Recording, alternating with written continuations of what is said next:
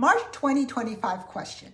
Is an escrow limited to who and what they can pay from the seller's net proceeds at closing?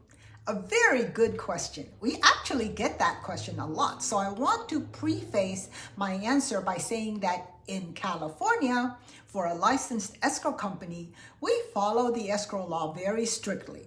Our regulator, the Department of Financial Protection and Innovation, also has certain guidelines that the auditors look at.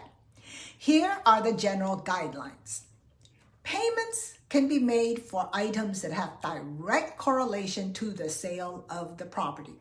For instance, termite corrective work, repair invoices to handymen or contractors, reimbursement for staging fees paid upfront by real estate brokers. Payments can also be made for loans or liens that show affecting the property. For instance, a private loan, an IRS lien, a judgment.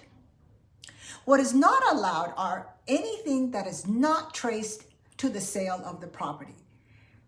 For instance, arbitrary requests to pay credit cards or personal bills, or that brother-in-law that you owe money to. Proceeds are paid to the name of the person or the entity that shows as the seller. For instance, we do not pay to John Doe, an individual, if the seller is Doe Limited Liability Company.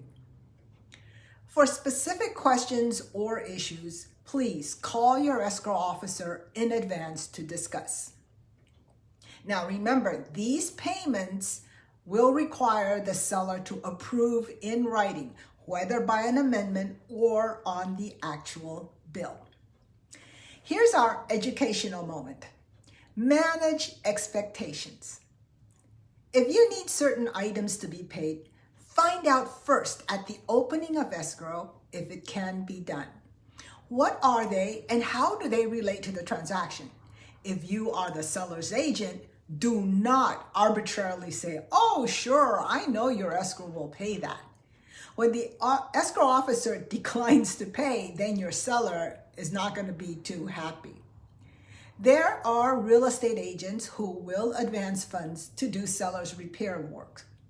Be sure that the list of advanced funds is given to escrow so that an amendment can be signed by the seller early in the transaction before any of the buyer's lender required closing disclosure is drawn. This is Juliana 2, and thank you for watching. For the full March 2025 Q&A escrow brief, visit my juliana2.com website.